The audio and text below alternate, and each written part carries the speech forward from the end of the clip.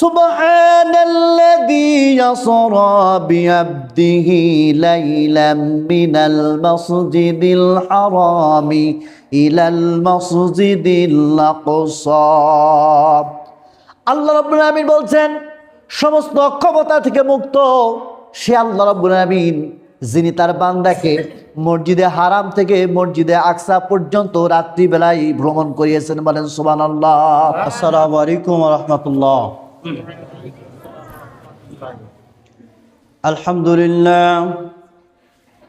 আলহামদুলিল্লাহ নাহমাদুহু ওয়া নাস্তাঈনুহু ওয়া নাস্তাগফিরুহু ওয়া নাউযু বিল্লাহি মিন শুরুরি আনফুসিনা ওয়া মিন সাইয়্যাতি আমালিনা। من يهده الله فلا مضل له ومن يضلله فلا هادي له ونشهد أن لا إله إلا الله وحده لا شريك له ونشهد أن سيدنا وسندنا مولانا محمدا عبده ورسوله الذي أرسل رسوله بالحق بشيرا ونذيرا وداعيا إلى الله بإذنه سراجا وقمرا منيرا. فقد قال الله تعالى في كلامه المجيد والفرقانه الحميد: أعوذ بالله من الشيطان الرجيم. بسم الله الرحمن الرحيم.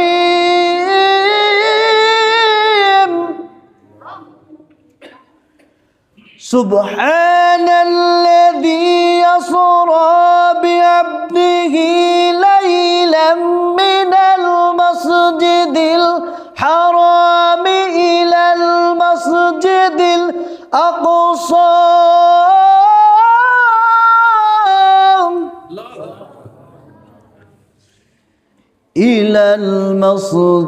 الأقصى الذي باركنا حوله لنريه من آياتنا إنه هو السميع البصير. صدق الله العظيم. إن الله وملائكته يصلون على النبي يا أيها الذين آمنوا صلوا عليه وسلموا تسليما. اللهم صل على مولانا محمد وعلى آله مولانا. একবার পাইলে নিরালাই গনবী পাইলে নিরালাই, একবার পাইলে নিরালাই গনবী পাইলে নিরালাই। দুই কদমে চুমা খাবো, দুই কদমে চুমা খাবো, চরণ ধুলি মাখবো গাই। পাইলে নিরালাই গনবী পাইলে নিরালাই। আল্লাহুম্মা সাল্লি আলা مولانا محمد وعلى آله مولانا. দয়াল নবী কত দূরে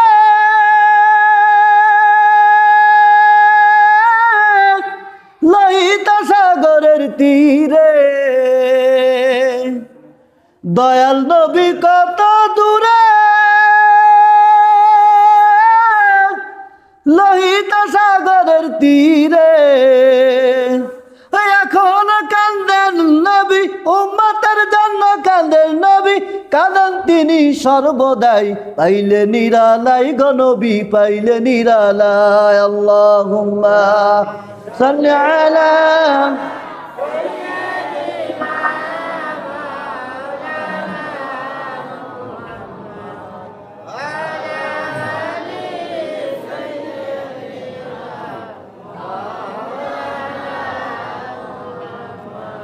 সবাইকে আমরা জিকির করব সুবহানাল্লাহ আলহামদুলিল্লাহ লা ইলাহা ইল্লাল্লাহ সুবহানাল্লাহ আলহামদুলিল্লাহ লা ইলাহা ইল্লাল্লাহ সুবহানাল্লাহ আলহামদুলিল্লাহ লা ইলাহা ইল্লাল্লাহ।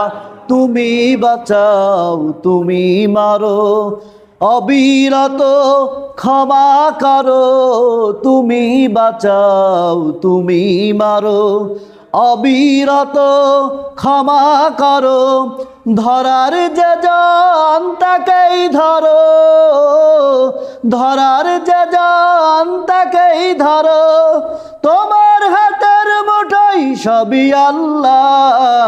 সুবহানাল্লাহ আলহামদুলিল্লাহ লা ইলাহা ইল্লাল্লাহ সুবহানাল্লাহ আলহামদুলিল্লাহ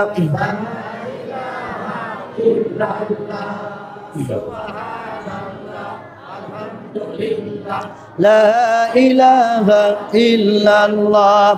তোমার রিজিকে পড়ে অবাধ্য হই কেমন করে, তোমার রিজিকে পড়ে অবাধ্য হই কেমন করে, খুঁজে না পাই কোনো ভাষা, খুঁজে না পাই কোনো ভাষা, শুকর গুজার করার আল্লাহর। সুবহানাল্লাহ আলহামদুলিল্লাহ লা ইলাহা ইল্লাল্লাহ সুবহানাল্লাহ আলহামদুলিল্লাহ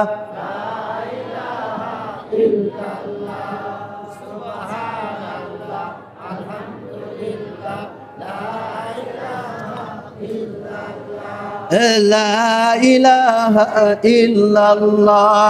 আসিয়া খেলে প্রেমের খেলা, ফেরাউন দিল কত জ্বালা, উপর থেকে মাবুদ বলে, উপর থেকে মাবুদ বলে, খুলে দাও জান্নাতের তালা।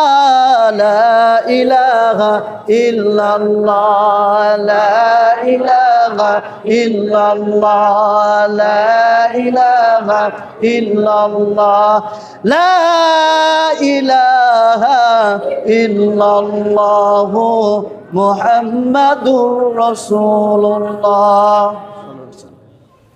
আলহামদুলিল্লাহ আলহামদুলিল্লাহ রাব্বিল আলামিন, আসসালাতু ওয়াসসালামু আলা আশরাফিল আম্বিয়া ওয়াল মুরসালিন ওয়া আলা আলিহি ওয়া সাহাবিহি আজমাইন।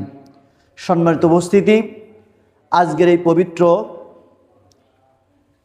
শবে মেরাজ বা লাইলাতুল মেরাজের এই রজনী আমরা মনে করি, সেই রজনীতে কোরআন হাদিস থেকে কিছু কথা আমাকে বলার জন্য যে আল্লাহ রাব্বুল আলামিন তৌফিক দান করলেন। এই মাহফিলে উপস্থিত আছেন আমাদের মসজিদের সম্মানিত খতিব, আমার একান্ত শ্রদ্ধাভাজন হযরত মাওলানা মোহাম্মদ আশরাফুল ইসলাম, উপস্থিত আছেন শিশু কিশোর যুবক বৃদ্ধ গণ্যমান্য ব্যক্তিবর্গ। এই মাইকের আওয়াজ যারা শুনছেন সকলের প্রতি আন্তরিক সালাম, আসসালামু আলাইকুম ওয়া রাহমাতুল্লাহ।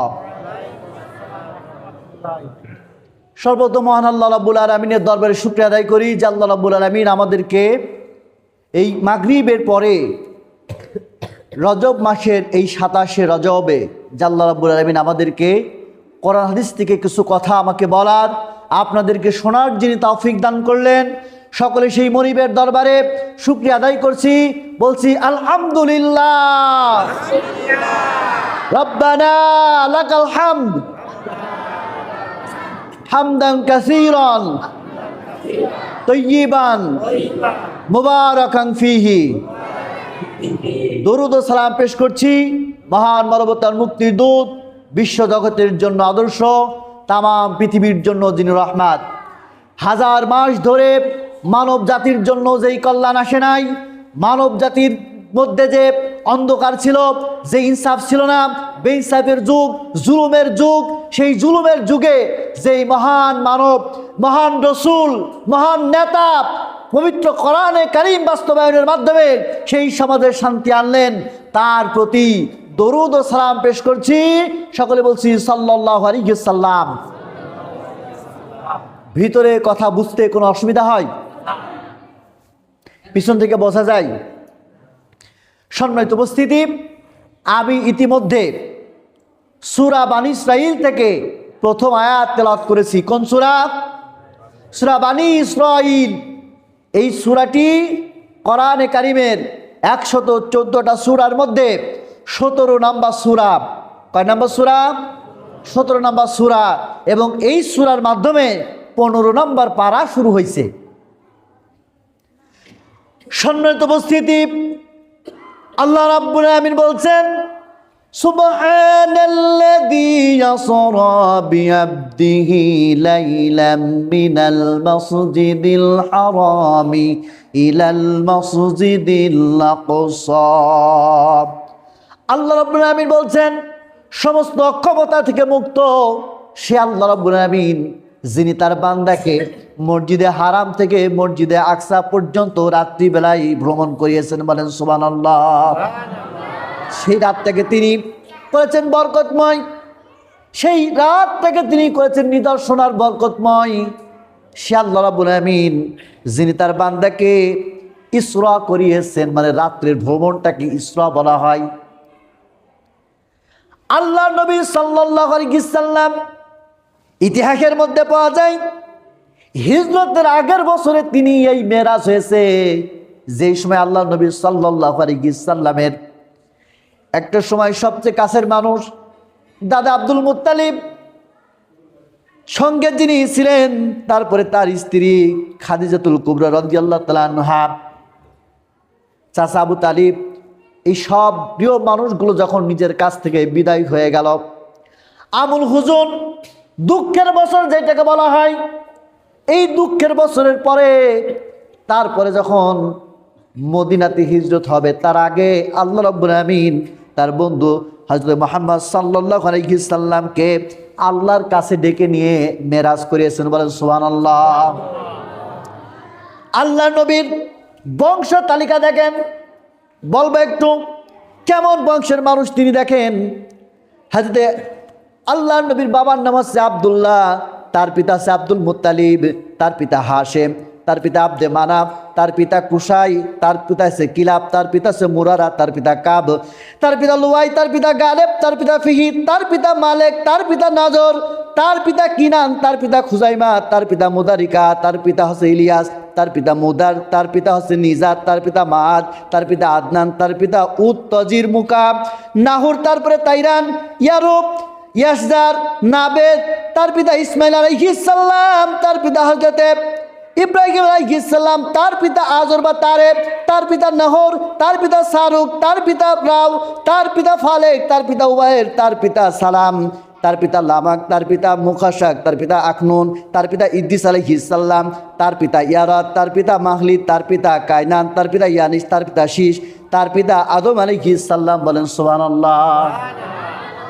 মানসিক মানুষ কি বলে, বংশ কেমন, একবারে আদম আলাইহিস সালাম থেকে শুরু করে নিয়ে আল্লাহ নবী সাল্লাল্লাহু আলাইহি সাল্লাম পর্যন্ত একবার বংশ তালিকা স্পষ্ট। যে সে ঘরের নাতি ছিলে না, কথা আছে না একটা। যেই মানুষকে আল্লাহ রাব্বুল আলামিন তাম পৃথিবীর মধ্যে শ্রেষ্ঠ মানুষ, তার বংশ শ্রেষ্ঠ বংশ। সুবহানাল্লাহ। কারণ ইহুদি খ্রিস্টানেরা মুসলমানদেরকে মানে না, কিন্তু তারা ইব্রাহিম আলাইহিস সালামকে মানে। সেই ইব্রাহিম আলাইহিস সালাম ও তার বংশ অনুক্রমায় একজন পিতা। তো সম্মানিত উপস্থিতি, আল্লাহ নবী সাল্লাল্লাহু আলাইহি সাল্লাম ইসরা হচ্ছে মসজিদে হারাম থেকে মসজিদ আকসা পর্যন্ত যেটুকু গেছে সেটুকু বলা হয় ইসরা, আর মসজিদে আকসা থেকে আল্লাহর কাছে আরশ মোয়াল্লায় গেলেন সেটাকে বলা হয় মেরাজ। বুঝতে পেরেছেন? আল্লাহ নবী সাল্লাল্লাহু আলাইহি ওয়াসাল্লাম সিরাত ইবনে হিশামের মধ্যে এসেছে, কাবা শরীফের হাতের মধ্যে শুয়েছিলেন। কোন কোন বর্ণনায় পাওয়া যায় তিনি তার ফুফু ঘরে সেদিন শুয়েছিলেন। এমত অবস্থায় পাওয়া যায় আল্লাহ নবী সাল্লাল্লাহু আলাইহি ওয়াসাল্লাম বলছেন, হঠাৎ করে দেখলাম ঘরের ছাদটা ফাঁকা হয়ে গেল। অন্যান্য দিন জিবরাইল আলাইহিস সালাম আসেন, সেদিন ঘরের ছাদগুলা ফাঁকা হয় না। আজকে ঘরের ছাদ ফাঁকা হয়ে গেল। ঘরের ছাদ ফাঁকা হওয়ার পরে এই যে ফাঁকা হলো কেন, অন্যদিন তো ফাঁকা হয় না? কারণ হচ্ছে আল্লাহ রাব্বুল আমিন বুঝাইতে চাইলেন আজকে অন্যদিন জিবরাইল আলাইহিস সালাম আসা আর আজকের আসা এক নয়, আজকের জন্য ভিন্ন কোনো কাজ আছে। জিবরাইল আলাইহিস সালাম সেখান থেকে নিয়ে গেলেন কাবার মুনতাজাতে। সেইখানে নিয়ে গিয়ে আল্লাহ নবী সাল্লাল্লাহু আলাইহি ওয়াসাল্লামকে প্রথম সিনা চাক করলেন, একবারে বুকের উপর থেকে শুরু করে নিয়ে এইভাবে ফাটতে ফাটতে নিচ পর্যন্ত ফেলে ফেললেন। ফেলে ফেলার পরে আল্লাহ নবীর দেহের ভিতর থেকে হাড় এবং ফুসফুসটা বের করলেন। বের করার পরে ইবনে হিশামের মধ্যে এসেছে একটি স্বর্ণের থালার উপরে রাখলেন। সেই স্বর্ণের থালার উপরে আল্লাহ রাব্বুল আমিন ঈমান এবং হিকমত দ্বারা ভরেছিলেন। সেই এসে হাট এবং লাঞ্চের মধ্যে হিকমত এবং ঈমান দিয়ে পরিপূর্ণ করে ফেরেশতারা আবার ভিতরে দিয়ে দিলেন। আর এইভাবে ডলা দিলেন আর সম্পূর্ণ দেহটা ভালো হয়ে গেল। বলেন সুবহানাল্লাহ। আল্লাহ নবী বলছেন এই যে ঘটনাটা ঘটলো, যখন সিনা চাক হয়ে গেল কিন্তু কোনো রক্তপাত নাই। আজকের বিজ্ঞান চিন্তা করতেছিল যে কিভাবে আল্লাহ নবীর এই ওপেন হার্ট সার্জারি হলো। ওপেন হার্ট সার্জারি কেমনে করা যায়? আজকাল ওপেন হার্ট সার্জারি হয়। এই যে ডাক্তাররা চিন্তা করলো আল্লাহ নবীর এটা হয়েছে, সুতরাং মানুষ তো হার্ট বের করলো, বেঁচে থাকার কথা। সেই চিন্তা করে করে তারা আজকের বিজ্ঞান তৈরি করেছে ওপেন হার্ট সার্জারি। সুবহানাল্লাহ।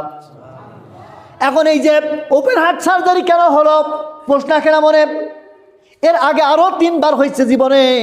আল্লাহ রাব্বুল আমিন সূরা আলাম নাশরা ইনশিরাজকে বলা হয়, আল্লাহ রাব্বুল আমিন বলছেন আলাম নাশরাহ লাকা সাদরাকা ওয়া ওয়াদানা আনকা ওয়িদরাক আল্লাযী ইয়ানকাদা যহরাক। আল্লাহ রাব্বুল আমিন বলছেন আমি কি আপনার কষ্টকে দূর করে দেই নাই? আমি আপনার উপর থেকে বোঝাকে সরিয়ে দিয়েছি। এই যে আল্লাহ এইটা কেন করলো? কারণ আল্লাহ নবী সাল্লাল্লাহু আলাইহি ওয়াসাল্লাম দেখা করতে যাবে কার সাথে? আল্লাহর সঙ্গে। আল্লাহর নূরের তাজাল্লি কত! যখন মূসা আলাইহিস সালাম তুর পাহাড়ে গিয়ে আল্লাহকে দেখতে চেয়েছিলেন, আল্লাহ বললেন ও মূসা আলাইহিস সালাম, তুমি আমি রবের এই নূরকে তুমি দেখতে পারবা না, সহ্য করতে পারবা না। যখন মূসা আলাইহিস সালাম খুব জোরাজুরি করলেন, আল্লাহ তাআলা বললেন বেশি কিছু দেখতে পারবা না, শুধুমাত্র একটুখানি আমার নূরটা তুর পাহাড়ের উপর ফেলে দেব, ওই পাহাড়ের উপর ফেলবো, সেটুকু তাকাও। আল্লাহ রাব্বুল আমিন যখন নূরের একটা ঝলক তাজাল্লি ফেলেছেন, অমনি 1 সেকেন্ডের মধ্যে মূসা আলাইহিস সালাম বেহুশ হয়ে গেছেন। এই যে নূরের তাজাল্লি, সেই তাজাল্লি দেখার জন্য ভিতরের হার্ট এবং লাঞ্চটা সেরকম শক্তিশালী হওয়া দরকার। শক্তিশালী হওয়া দরকার কিনা? অনেক মানুষের হার্ট দুর্বল, কঠিন কিছু দেখতে পারে না, আছে না? এমন আল্লাহ তাআলা ঈমান এবং হিকমত দ্বারা পরিপূর্ণ করে দিয়েছেন। আল্লাহ নবীর সামনে এবার 1 বোতল দুধ আর এক গ্লাস দুধ এবং 1 গ্লাস মদ আনা হলো। আল্লাহ নবী সাল্লাল্লাহু আলাইহি ওয়াসাল্লাম 1 গ্লাস দুধকে পান করলেন। বলেন সুবহানাল্লাহ। জিবরাইল আলাইহিস সালাম বলেন ইয়া রাসূলুল্লাহ সাল্লাল্লাহু আলাইহি ওয়াসাল্লাম, আপনি দুধ পান করেছেন, আপনি যেমন হেদায়েতের উপর আছেন, আপনি সফল কাম হয়েছেন, আপনার উম্মতেরও সফল কাম হয়েছে। বলেন সুবহানাল্লাহ। আপনি যদি দুধের পরিবর্তে মদ নিতেন, আপনিও যেমন ব্যর্থ হয়ে যেতেন, আপনার উম্মতেরও ব্যর্থ হয়ে যেত।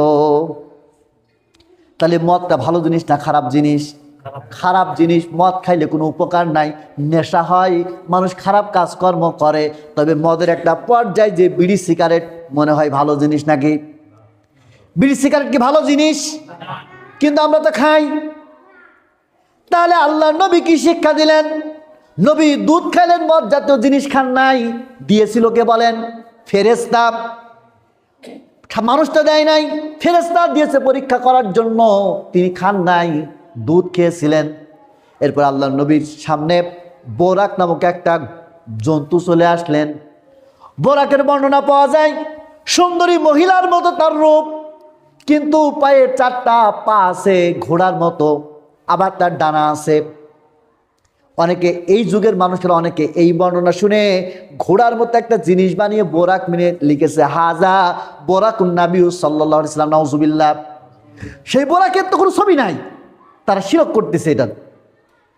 এই যে ওটার পরে বোরাক লাফাইতেছেন, জিবরাইল আলাইহিস সালাম বলেন, ও বোরাক তুমি লাফাও কেন, বলো তুমি কি জানো তোমার উপরে এখন কে উঠবে, তুমি কি জানো? ও বোরাক তুমি শুনে রাখো, তোমার উপরে এখন তামাম পৃথিবীর মধ্যে সবচেয়ে শ্রেষ্ঠ মানুষ যিনি জনাবে মুহাম্মদুর রাসূলুল্লাহ তোমার উপরে উঠবে, তুমি কেন লাফাইতেছো বলো? বোরাক থেমে গেলেও আল্লাহ নবী সাল্লাল্লাহু আলাইহি ওয়াসাল্লাম বোরাকের উপর উঠে পড়লেন। বোরাকের গতি কত জানেন? নজরে, হাদিসের মধ্যে এসেছে এই যে নজর যাচ্ছে এইখান থেকে শুরু করে যত দূর পর্যন্ত নজর যাবে, পরের পা এইখান থেকে অত দূর পর্যন্ত যাবে, 1,84,000 বর্গ মাইল যাবে। পুরা বাংলাদেশের এরিয়া হচ্ছে 1,47,000 বর্গ মাইল। তার মানে পুরা বাংলাদেশটা সুতো দিয়ে এইভাবে যদি ঘিরে দেওয়া হয়, সেই সুতো লম্বা করলে যত দূর যাবে, এক পায়ে তার থেকেও আরো বেশি দূর যাবে। বলেন সুবহানাল্লাহ।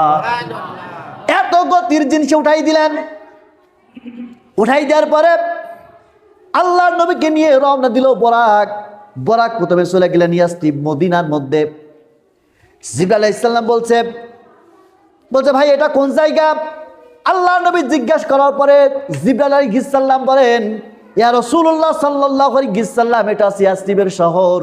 আপনি অতি তাড়াতাড়ি আপনার গোষ্ঠীর লোকেরা, আপনার আপন লোকেরা, আপনার নিজস্ব লোকেরা আপনার উপরে এমন নির্যাতন করবে, ওই মক্কা থেকে নিজের ভূমি থেকে হিজরত করে আপনারে এই মদিনায় চলে আসা লাগবে। এইটা হচ্ছে সেই মদিনা। এরপরে রাসূল সাল্লাল্লাহু আলাইহি ওয়াসাল্লামকে সেখান থেকে নিয়ে গেলেন। নিয়ে যাওয়ার পরে সেখান থেকে চলে গেলেন তিনি মাদায়েন, তুর পাহাড়ে চলে গেলেন। তুর পাহাড়ে যাওয়ার পরে বলছে এটা কোন জায়গা? জিবরাইল আলাইহিস সালাম বলছে এটা সেই জায়গা আল্লাহ নবী মূসা আলাইহিস সালাম যেই জায়গা আল্লাহ তাআলাকে দেখতে চেয়েছিলেন আর আল্লাহ নূরে তাজাল্লি দিয়ে যে জায়গা জ্বালিয়ে দিয়েছিল, এটা হচ্ছে সেই পাহাড়। হাতে নেওয়ার পরে কাছে চিকচিক করে দেখি। জিবরাইল সাল্লাম বলে হাতে নিলে চিকচিক করে, আপনি যদি চোখে দেন আল্লাহ এমন মর্ম রেখেছে আপনার চোখের জ্যোতি আরো ভালো হয়ে যাবে। বলেন সুবহানাল্লাহ। এই তোমরা সব বসো, এই তোমরা বসো, সবাই একটু দৌড় পড়ে আল্লাহুম্মা সাল্লি আলা সাইয়্যিদিনা মাওলানা মুহাম্মদ ওয়া আলিহি।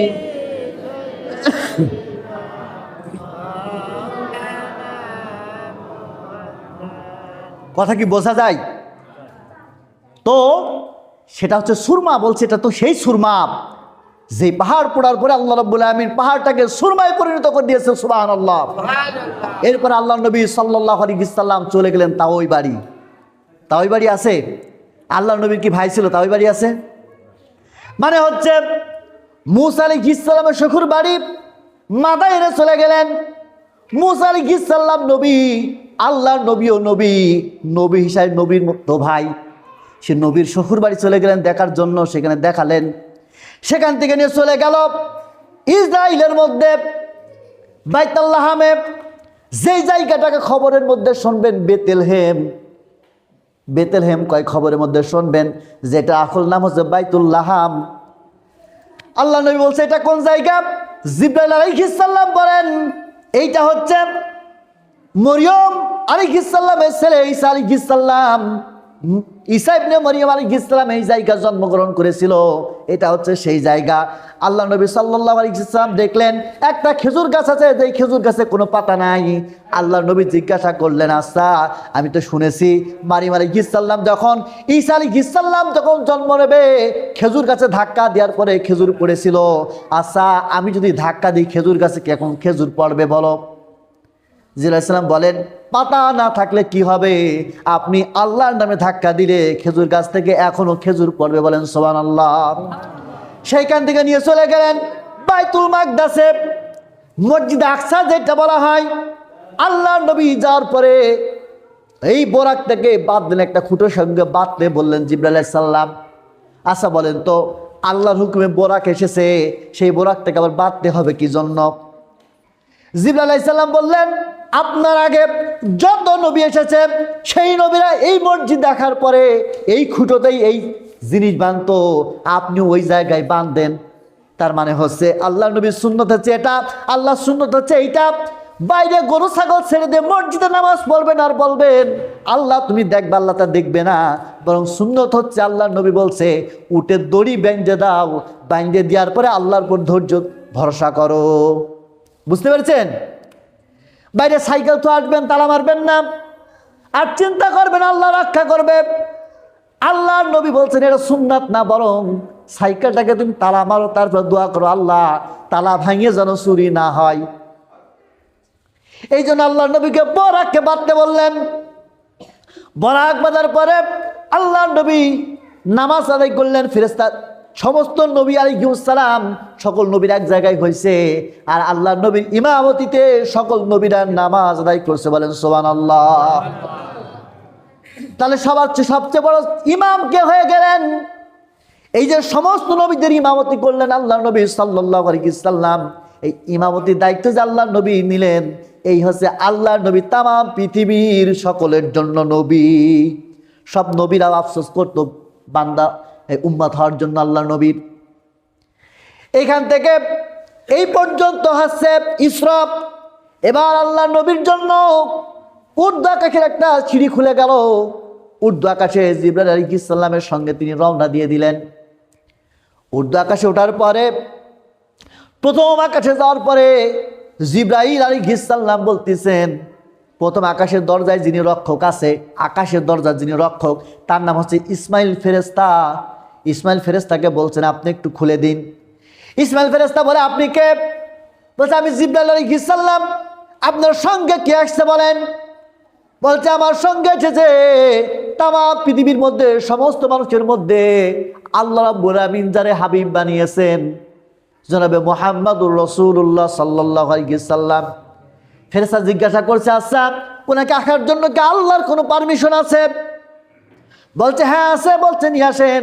আচ্ছা এখন প্রশ্ন জাগে না, তামাম যত ফেরেশতা আছে সমস্ত ফেরেশতাদের মধ্যে জিবরাইল আলাইহিস সালাম হচ্ছে হেড ফেরেশতা, আর তামাম মানুষের মধ্যে আল্লাহ নবী সাল্লাল্লাহু আলাইহি সাল্লাম তিনি হচ্ছে শ্রেষ্ঠ মানুষ। শ্রেষ্ঠ ফেরেশতা শ্রেষ্ঠ মানুষকে নিয়ে গেল, তার অনুমতি কি প্রয়োজন ছিল?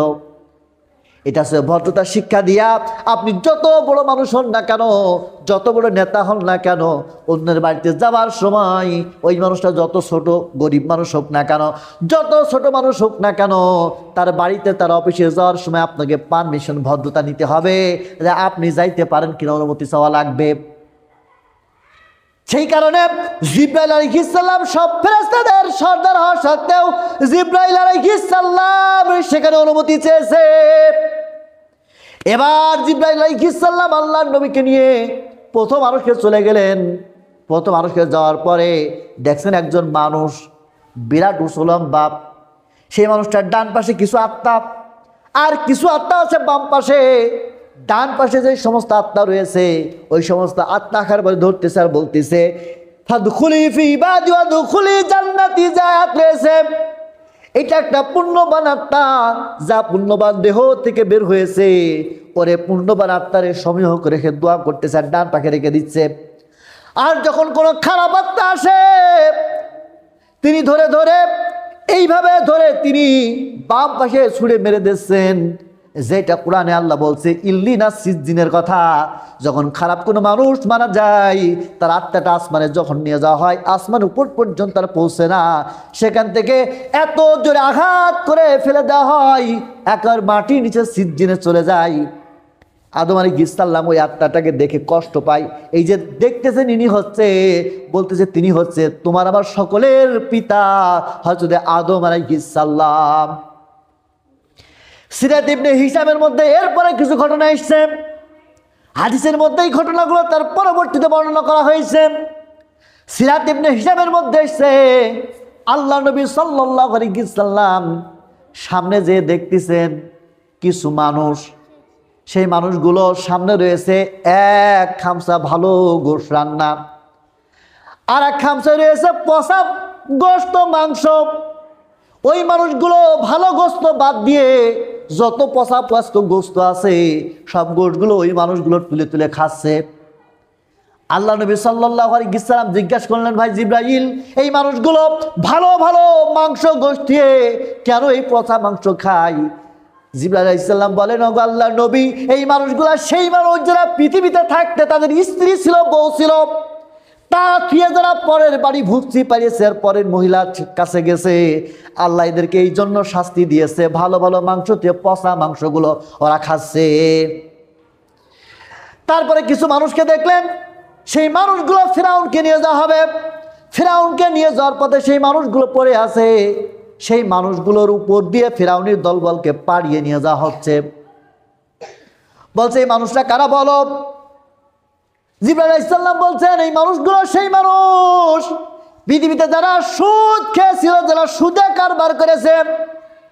আপনি চিন্তা করুন, সুদ খাওয়া এত বড় অপরাধ আল্লাহ রাব্বুল আলামিনের কাছে, যে ফিরাউন তো এমনিতে কাফের, সেই ফিরাউন ওর গার উপর দিয়ে চলে যাচ্ছে পাড়িয়ে পাড়িয়ে।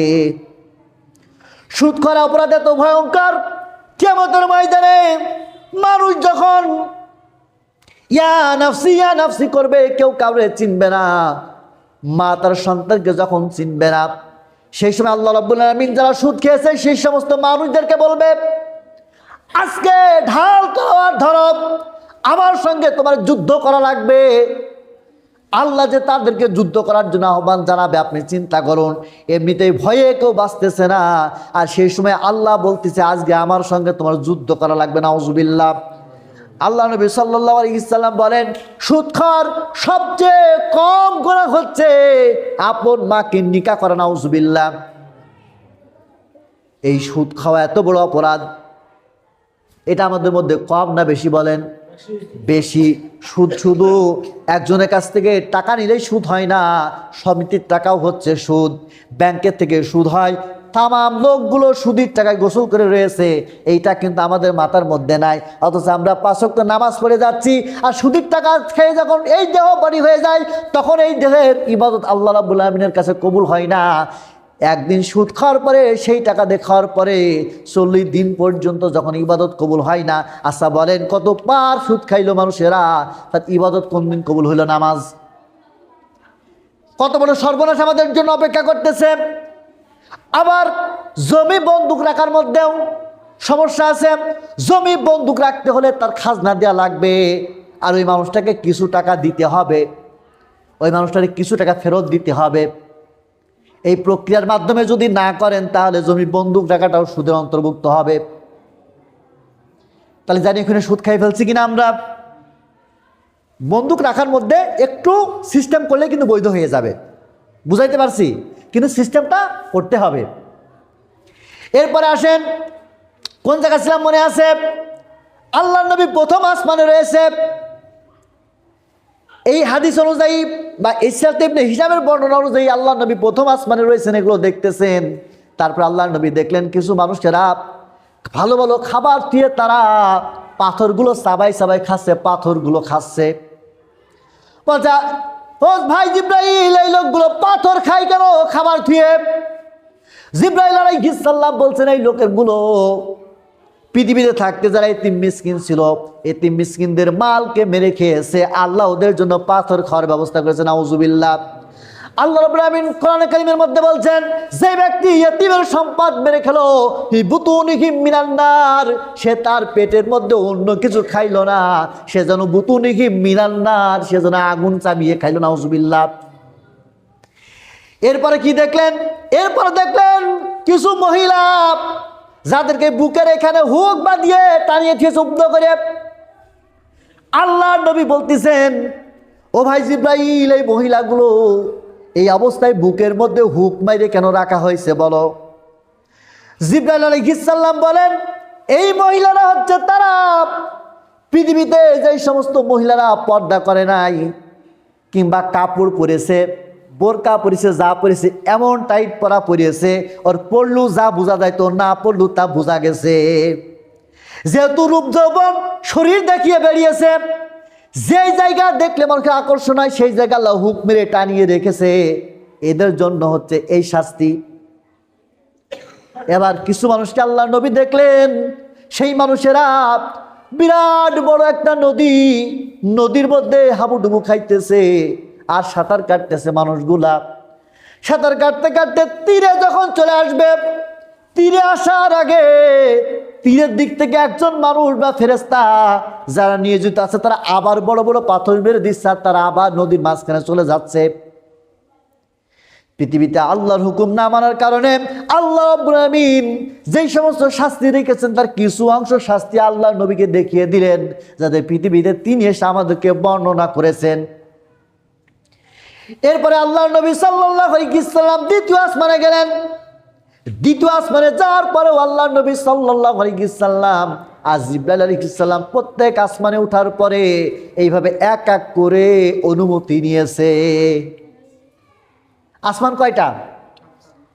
আল্লাযী খালাকা সাবআ সামাওয়াতিন তিবাকা মা তারা ফি খালকির রাহমানি মিন তাফাউত ফারজি'ল বাসারা হাল তারা মিন ফুতুর। আল্লাহ রাব্বুল আমিন সূরা মুলকের মধ্যে বলতেছেন 7 আসমানের কথা। এই যে 7 আসমানে আল্লাহর নবী এক এক করে গেলেন, সেই জায়গাগুলোতে তিনি আদম আলাইহিস সালাম, হযরত ঈসা আলাইহিস সালাম, এরপরে ইদ্রিস আলাইহিস সালাম, মুসা আলাইহিস সালাম, হারুন আলাইহিস সালাম, সর্বশেষ এর মাঝে হযরত ইউসুফ আলাইহিস সালামকে দেখেছে, আর সর্বশেষ তিনি হযরত ইব্রাহিম আলাইহিস সালামকে দেখেছে। বলেন সুবহানাল্লাহ। এক এক আসমানে ভিন্ন ভিন্ন নবীর সঙ্গে দেখা হয়েছে। ইউসুফ আলাইহিস সালামকে যখন দেখেছে আল্লাহর নবী বলেন, আল্লাহ রাব্বুল আমিন ইউসুফ আলাইহিস সালামকে এত চেহারা দিয়েছিলেন, তামাম পৃথিবীর মানুষকে আল্লাহ রাব্বুল আমিন যত চেহারা দিয়েছে তার অর্ধেকটা চেহারা আল্লাহ রাব্বুল আমিন ইউসুফ আলাইহিস সালামকে দিয়েছে। বলেন সুবহানাল্লাহ। আর তার একজন ফুপুর বলা হয়েছে। এখন এই যে অর্ধেক চেহারা ইউসুফ আলাইহিস সালামের, তাহলে কি আল্লাহর নবীর চাইতে ইউসুফ আলাইহিস সালামের চেহারা ভালো না কম? কি মনে হয়? আল্লাহর নবীর চেহারা এত সুন্দর করে দিয়েছেন আল্লাহ তাআলা। হযরত আয়েশা রাদিয়াল্লাহু তাআলা বলেন,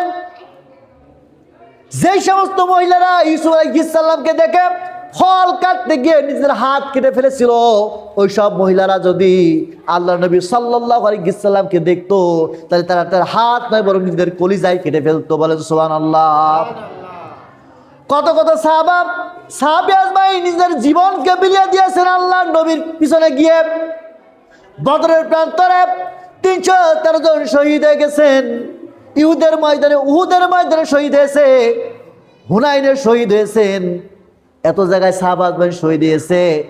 আল্লাহর নবী সাল্লাল্লাহু আলাইহি সাল্লামকে আল্লাহ তাআলা সব মানুষের মধ্যে শ্রেষ্ঠ মানব দাস নিয়েছে। বলেন সুবহানাল্লাহ। মানুষের আল্লাহর নবী সাল্লাল্লাহু আলাইহি সাল্লামকে দেখলে বলতেন, ওই দেখো পূর্ণিমার চাঁদ যেন আমাদের মধ্যে এসেছেন। পূর্ণিমার চাঁদের চেয়েও সুন্দর হচ্ছে আল্লাহর নবী সাল্লাল্লাহু আলাইহি সাল্লাম। আল্লাহ নবী সাল্লাল্লাহু আলাইহি সাল্লাম মেরাজে মনে আছে না, ইব্রাহিম আলাইহিস সালামের ব্যাপারে আল্লাহর নবী বলছেন, ইব্রাহিম আলাইহিস সালাম এমন একজন মানুষ যার চেহারা আল্লাহর নবী সাল্লাল্লাহু আলাইহি সাল্লামের সঙ্গে একটু বেশি মিল আছে। তিনি আছে বাদামি ধূসর রঙের একজন মানুষ, ইব্রাহিম আলাইহিস সালাম। এরপরে বরাকে গেছে সিদরাতুল মুনতাহা পর্যন্ত। কোন পর্যন্ত? সিদরাতুল মুনতাহা মানে শেষ সীমানার বড়ই গাছ, মুনতাহা মানে শেষ বড়ই গাছ। সিদরাতুল মুনতাহা মানে কি? শেষ বড়ই গাছ। সেইখান থেকে খেয়াল করুন, বাইতুল মামুর দেখেছে আল্লাহ নবী সাল্লাল্লাহু আলাইহি সাল্লাম। বলেন বাইতুল মামুরটা হচ্ছে কাবা শরীফের ঠিক উপরে। আল্লাহ নবী বলেন বাইতুল মামুরের মধ্যে দেখলাম প্রত্যেক দিন 12,000 ফেরেশতা বাইতুল মামুরের মধ্যে ঢোকেন। তারা জীবনে একবারই আল্লাহকে সেজদা করার সুযোগ পান, আর একবার সেজদা করার পরে তারা ওই যে একবার সেজদা দিয়ে বের হলো, তামাম জীবনে আর কোনোদিন ফেরেশতারা ওইখানে ঢুকতে পারে না। আপনি চিন্তা করুন, প্রতিদিন যদি 12,000 ফেরেশতা ওর মধ্যে ঢোকে, আল্লাহর ফেরেশতা আছে কত আল্লাহই ভালো জানে। আল্লাহর ফেরেশতার সংখ্যা কত, আল্লাহর সৈন্য সংখ্যা কত, এটা আল্লাহই ভালো জানে। মানুষের মাপ করে এটা পরিমাপ করে সম্ভব নয়। আবু জেহেল একদিন বলেছিল, যে আমার লোকেরা এই যে মুহাম্মদ সাল্লাল্লাহু আলাইহি সাল্লাম ফেরেশতার কথা বলে, তো তোমরা কি পারবা না? আমি এক দু সাইডে ধরবো আর তোমরা দু সাইডে ধরবা, ওই কটা পারতে পারবা না? নাউজুবিল্লাহি মিন যালিক। এই কি পারা সম্ভব? একজন ফেরেশতার সঙ্গেও পারা সম্ভব নয়। সবাই একটু দর্শক বলেন, আল্লাহুম্মা সাল্লি আলা ছেলে আব্দুল সব বোখারি দিতে বেটা ভোট করছে।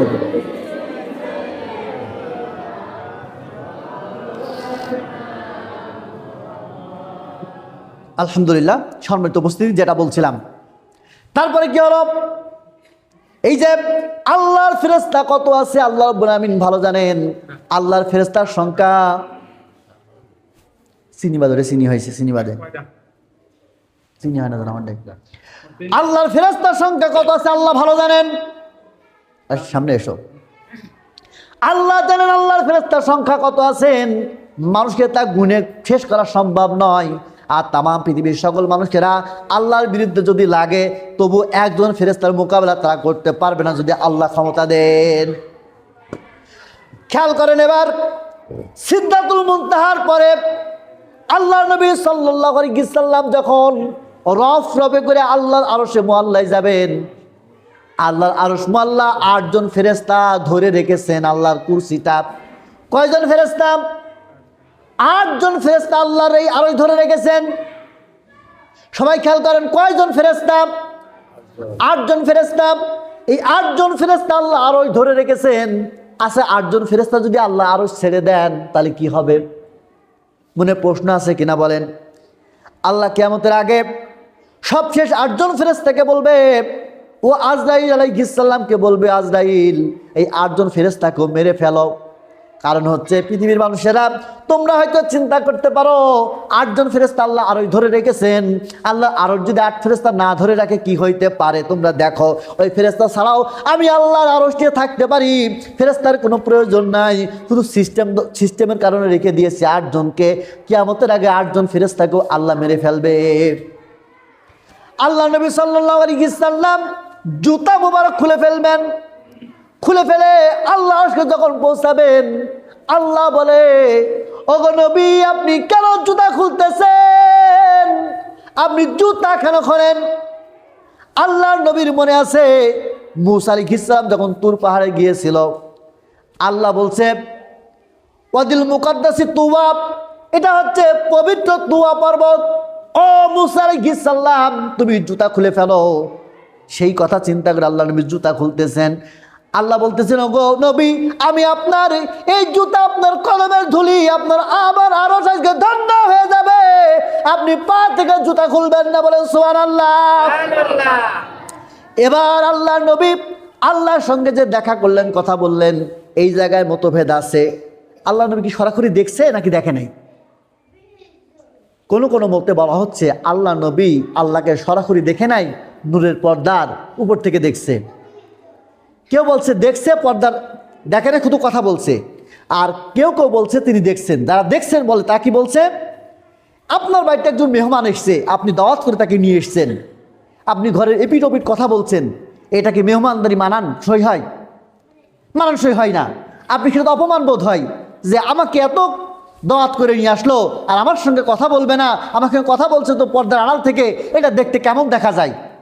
সুতরাং আল্লাহর নবীর সঙ্গে আল্লাহ দেখা দিয়েছে, তবে পর্দার কথা যেটা সেটা হচ্ছে কি, এই যে জামা গায়ে দিয়েছে আমরা, পর্দা আছে না, নূরের পর্দা আল্লাহর, এবং হয়তো বা ছিল কোনো পর্দা, সেই পর্দার মধ্য থেকে আল্লাহর নবী হয়তো দেখে কথা বলেছেন, এটা একটা বলা হয়। তো আল্লাহর নবী দেখে কথা বললেন। এখন আল্লাহ রাব্বুল আমিন যাওয়ার পরে বলছে, দোস্ত আপনি কি নিয়ে এসেছেন আমার জন্য বলেন। আল্লাহ নবী বলতেছেন আত্তাহিয়াতু লিল্লাহি ওয়াস-সালাওয়াতু ওয়াত-তাইয়্যিবাত। এটা কোন জায়গা বলা হয় বলেন? আত্তাহিয়াতু, যারা নামাজ পড়েন নামাজের মধ্যে আত্তাহিয়াতু পড়ি, আল্লাহ নবী বললেন আত্তাহিয়াতু লিল্লাহি। আবার যত তাহিয়াত, যত কিছু তাহিয়াত যত আছে সব তাহিয়াত আল্লাহর জন্য। ওয়াস-সালাওয়াতু, সব নামাজ ইবাদত, তাইয়্যিবাত যত সব ভালো কাজ আছে সব আল্লাহ রাব্বুল আলামিনের জন্য সমর্থ করলাম, বলেন সুবহানাল্লাহ। আল্লাহ রাব্বুল আলামিন বলছেন মেহমান যখন এসে হাদিয়া নিয়ে এসে মেহমানকে তো কিছু দিতে হবে। আল্লাহ তাআলা বললেন আসসালামু আলাইকা ইয়া আইয়ুহান নাবিয়্যু ওয়া রাহমাতুল্লাহি ওয়া বারাকাতুহু। হে নবী, আপনার উপরে শান্তি বর্ষিত হোক। আপনি সব ইবাদত আমার জন্য দিলেন আর আমি আপনার জন্য সব শান্তি দিলাম। আল্লাহ নবী বলতেছে ও আল্লাহ, বুঝলাম, আমি আপনার জন্য দিলাম, আপনি আমার জন্য দিলেন, আমার উম্মতের কি হবে? উম্মতের জন্য কি নিয়ে যাব? আল্লাহ নবী বললেন আসসালামু আলাইনা ওয়া আলা ইবাদিল্লাহিস সালিহিন। ও আল্লাহ, শুধু শান্তি আমার উপরে না, এই শান্তি আমার যত ইবাদত করা বান্দা আছে, যত আমার আবেদ বান্দা আছে, এই আমার বান্দাদের উপরে শান্তি বর্ষিত হোক, বলেন সুবহানাল্লাহ। ফেরেশতারা বলতেছেন ওগো আল্লাহ, যেখানে আল্লাহ এবং নবী কথা বলতেছে তামাম মানুষকে নিয়ে আমরাও তো কিছু হাদিয়া দেব। ফেরেশতারা বললেন আশহাদু আল্লা ইলাহা ইল্লাল্লাহু ওয়া আশহাদু আন্না মুহাম্মাদান আবদুহু ওয়া রাসূলুহু। ফেরেশতারা এটা বলে দিলেন, আল্লাহর নামে সাক্ষী দিয়ে দিলেন যে আমরা সাক্ষী দিতেছি আল্লাহ ছাড়া কোনো মাবুদ নাই, কোনো ইলাহ নাই, আর মুহাম্মদ সাল্লাল্লাহু আলাইহি সাল্লাম আল্লাহর বান্দা ও রাসূল। ফেরেশতারা সাক্ষী দিয়ে দিলেন আল্লাহ এই যে আত্তাহিয়াতু নামাজের মধ্যে পড়া হচ্ছে ওয়াজিব। না, আত্তাহিয়াতু নামাজের মধ্যে পড়া কি ওয়াজিব। আত্তাহিয়াতু না পড়লে নামাজ হবে না। এবার আল্লাহ নবী সাল্লাল্লাহু আলাইহি সাল্লামকে আল্লাহ দিয়ে দিলেন একেবারে 50 ওয়াক্ত নামাজ। কয় ওয়াক্ত নামাজ? 50 ওয়াক্ত নামাজ। আল্লাহ নবী মনে মনে খুব খুশি, কারণ কোন নবী এত নামাজ জীবনেও পায় নাই। মেলা কিছু দিয়েছে না, 50 ওয়াক্ত। আল্লাহ নবী খুশিতে আসতেছেন। এইবার আবার হাদিসের মধ্যে আছে ওই যে ঘটনা আগে বললাম ওইটা। এরপর আল্লাহ নবীকে জান্নাত জাহান্নাম দেখানো হয়েছে। আল্লাহ নবী জান্নাতের মধ্যে একজন নারী দেখলেন খুব সুন্দরী, বলছে কার জন্য? একজন সাহাবীর নাম বলেন অমুকের জন্য। আল্লাহ নবী এসে তার কথা বলে দিলেন। এরপর আরও একটা ঘটনা ঘটে গেল, পাওয়া যায় বর্ণনার মধ্যে পাওয়া যায়। আল্লাহ নবী যখন আল্লাহ আরশে গেছেন, আল্লাহ বলছে ইয়া আবু বকর। ওদিকটা বলছে লাব্বাইক আল্লাহ। আল্লাহ নবী বলেন আল্লাহ, বুঝলাম না, আমারে আনার আগে কি আপনি আবু বকরে আরশে নিয়ে আসলেন নাকি? বুঝলাম না। আল্লাহ বলে না, আবু বকর আমি তোমার আগে আনি নাই। বলছে তাহলে কথা শুনলাম যে, বলছে ওগো নবী, আপনি আপনার দোস্ত আবু বকর রাদিয়াল্লাহু তাআলা আনহুকে দোস্ত বানিয়েছেন, ডাকেন। আমি এই আবু বকরের উপর এত খুশি আছি, আপনার বন্ধুত্বের উপর এত খুশি হয়ে গিয়েছি, আমি আমার আরশের মধ্যে একজন ফেরেশতার নাম রেখে দিয়েছে আবু বকর, আর তার চেহারা তার কথাবার্তাগুলো সব আবু বকরের মতো বানিয়ে নিয়েছি। আপনি যতবার আপনার দোস্ত আবু বকর রাদিয়াল্লাহু তাআলা আনহুকে ডাকেন, ততবার আমি আমার এই আবু বকরকে ডেকে ডেকে সেই মেহমান উদারি করি। সুবহানাল্লাহ। কেন এটা আবু বকর রাদিয়াল্লাহু আনহুর কেন এত মর্যাদা কেন বেড়ে গেল? প্রথম ইসলাম গ্রহণ করেছিলেন দুর্দিনে, যখন মুসলমানদের পক্ষে কথা বলা লোক ছিল না। আবু বকর রাদিয়াল্লাহু আনহু প্রথম ইসলাম গ্রহণ করে যখন দলে যদি লোক না থাকে, সময় যদি খারাপ হয়, তখন কি দলে লোক আসতে চাই বলেন? সুখের দিনের সাথে সবাই হতে চাই, দুঃখের দিনে কেউ থাকতে চায় না। অথচ আবু বকর রাদিয়াল্লাহু আনহু তিনি দুঃখের দিনে যখন কোনো মানুষ তেমন ছিল না, গোপন দাওয়াত থেকে শুরু করে মদিনায় হিজরত পর্যন্ত পরে যেটা হবে, হিজরতের রাত্রে কেউ যখন ছিল না, হাত আবু বকর রাদিয়াল্লাহু আনহু যে মানুষটারে বহু আগে আল্লাহ নবী বলে রেখেছেন ও আবু বকর, এমন একটা দিন আসবে হয়তো আমার সঙ্গে তোমার হিজরত করা লাগবে।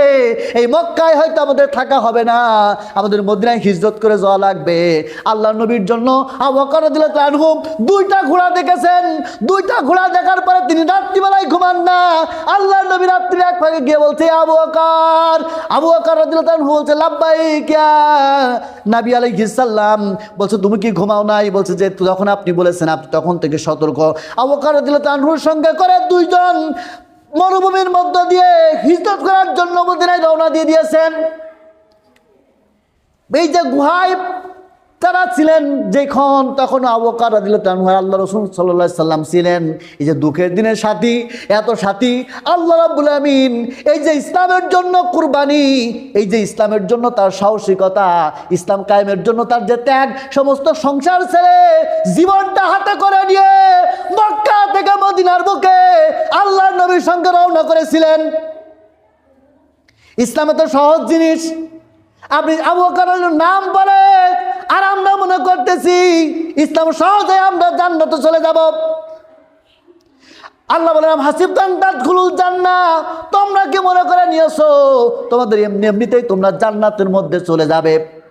অথচ আমি তোমাদেরকে এখনো পরীক্ষা করে নেই নাই। ইমানের দাবি থেকে সত্যবাদী আর কে মিথ্যাবাদী? আয়াকুলু আমান্না বিল্লাহ, তোমরা বলছো আমরা আল্লাহর উপর ঈমান আনলাম আর তোমরা মুক্তি পেয়ে যাবে মনে করছো তাই।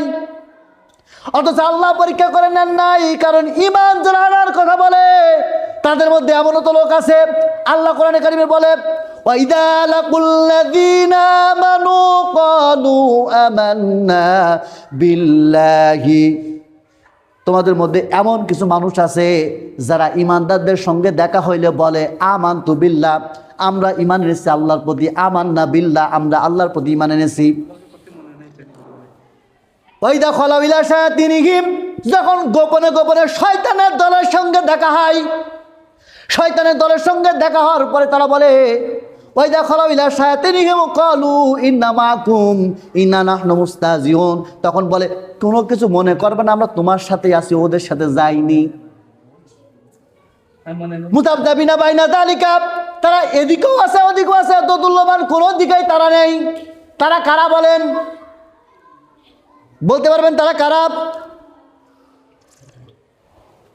এই মিষ্টি কেন খাবো না, বলাই খেয়ে দেবেন। খেয়াল করেন সবাই, তারা এদিকেও না ওদিকেও না।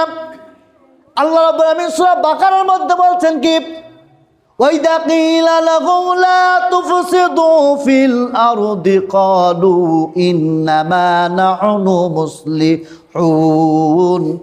আল্লাহ তাআলা বলছেন যখন তাদেরকে বলা হয় পৃথিবীর মধ্যে জ্ঞানজাম সৃষ্টি করো না, দেশের মধ্যে মারামারি তোমরা তৈরি করো না, তখন তারা বলে কি আলা ইন্নাহুম, তারা বলে যে আমরা আবার এই পৃথিবীতে শান্তি স্থাপনকারী। বলছে আমরা জ্ঞানজাম সৃষ্টি করবো গা, তোমরা হুজুররাই মুসল্লিরা জ্ঞানজাম তৈরি করতেছ, তোমরা জঙ্গির দলের লোক, নাউজুবিল্লাহ।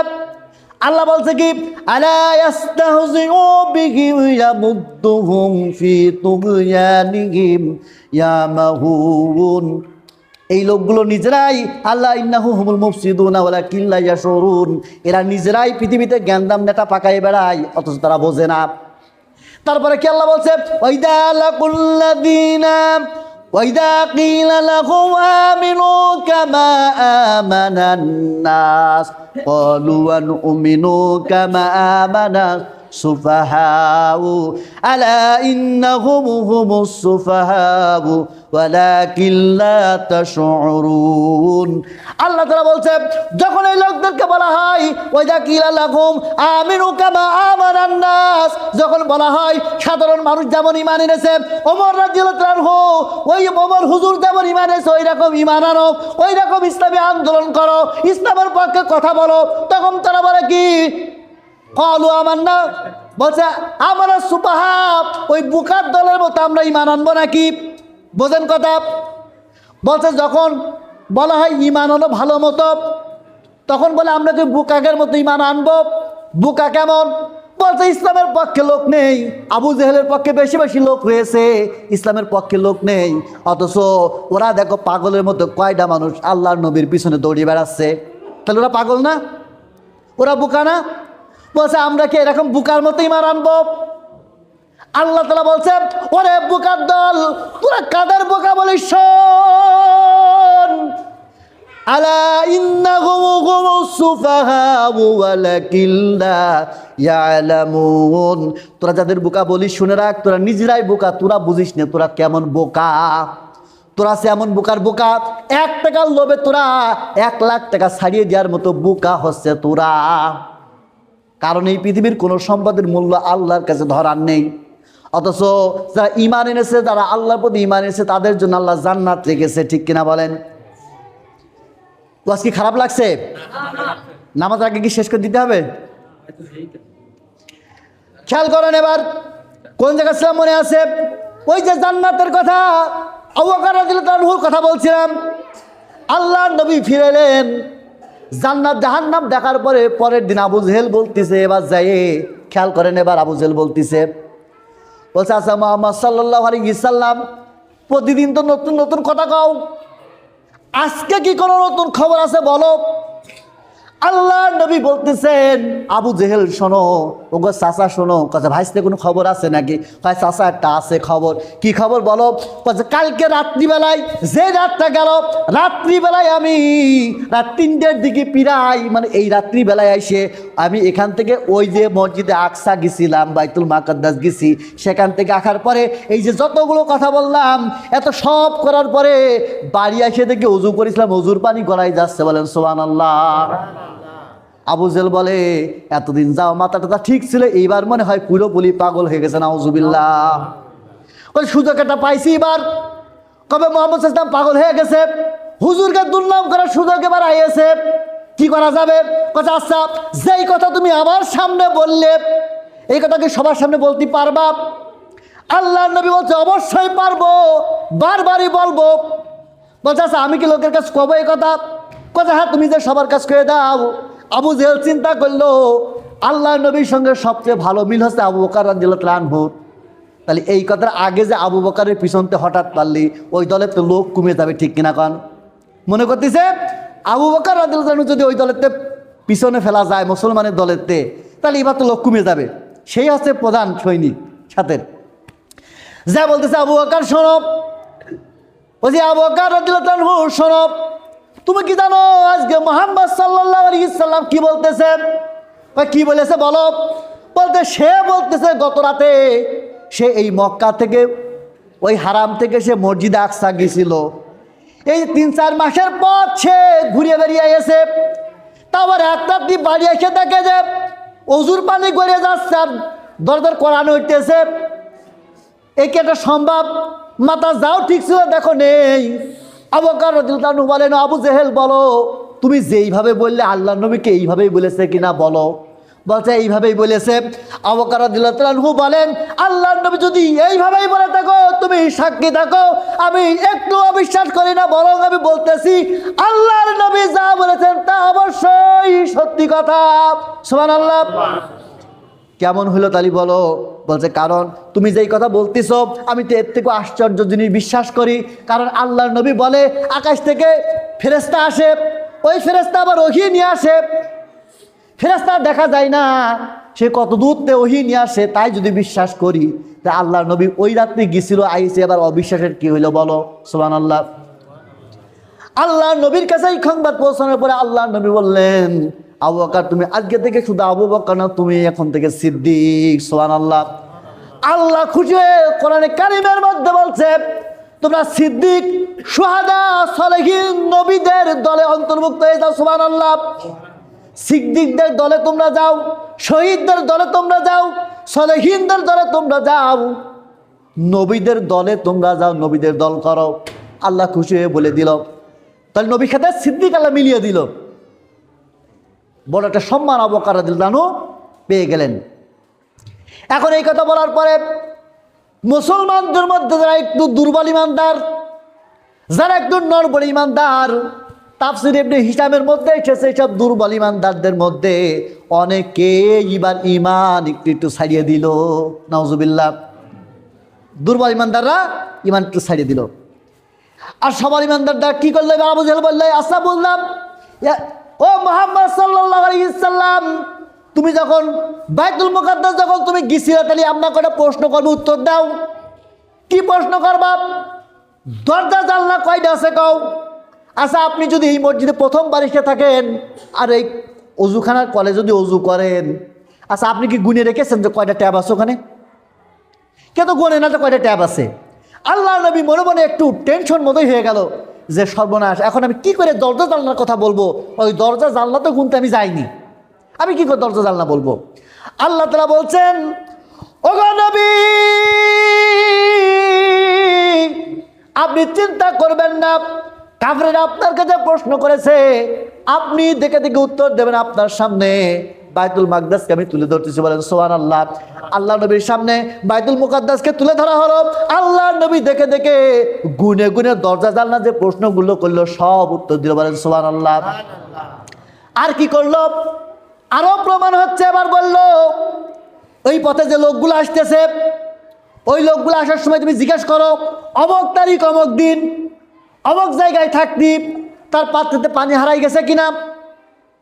কয়দিন পরে ওই কাফেলা যখন আসলো, আবু জেহেল তার দল বলটা জিজ্ঞেস করলো, আচ্ছা তোমরা কোন জায়গাতে আসলে? কয়েছে আমরা ওই বাইতুল মুকাদ্দাসেতে আসলাম। আচ্ছা অমুক দিন অমুক জায়গাতে তোমাকে কি পানি হারাই গেছিল? কয়েছে হ, হারাই গেছিল। আল্লাহ নবী বলছে, ওই জায়গাতে পানি আমরাই নিছিলাম। ঘটনা সত্যি মিলল কিনা? আর এক দলকে বলতেছে, আচ্ছা বলো তো, অমুক জায়গায় থাকতে তোমরা আসার সময় উট তোমাদের হারিয়ে গিয়েছিল কিনা? কচ্ছে হ্যাঁ, আমাদের উট হারিয়ে গিয়েছিল, উট খুঁজতে খুঁজতে পাচ্ছিলাম না। বলছে হ্যাঁ, ওই উট ওই সময় আমরা অমিনতে আসলাম। সুবহানাল্লাহ। এখন মনে মনে প্রশ্ন আসতে পারে, আচ্ছা বুঝলাম, এই যে এতদিন ধরে এত পথ আল্লাহ নবী ঘুরে আসলেন, অথচ অজুর পানি কেমনে গড়ে গেল?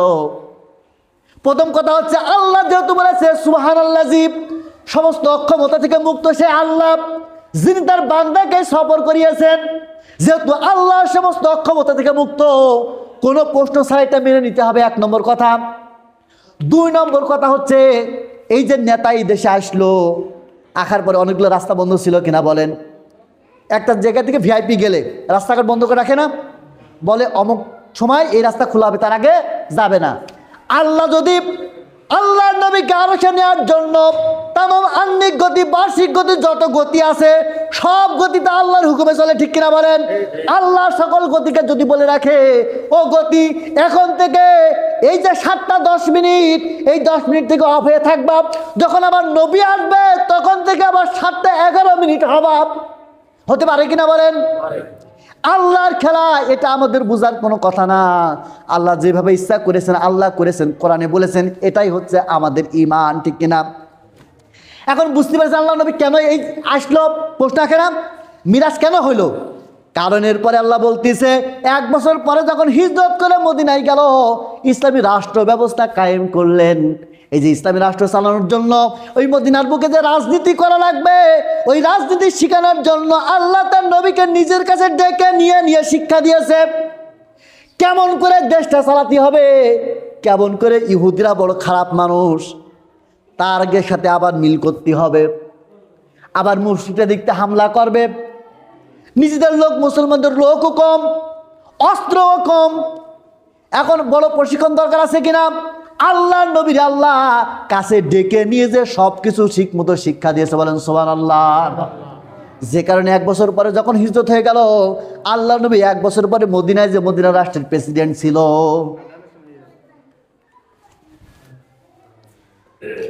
আরেক মিনিট আছে তো সম্মিলিত উপস্থিতি, যেহেতু আপনারা নামাজের আগে শেষ করতে বলছেন, আমরা শেষ করে দিই, নামাজের পর দোয়া হোক না, দোয়া হয়ে যাবে আজানের পরে,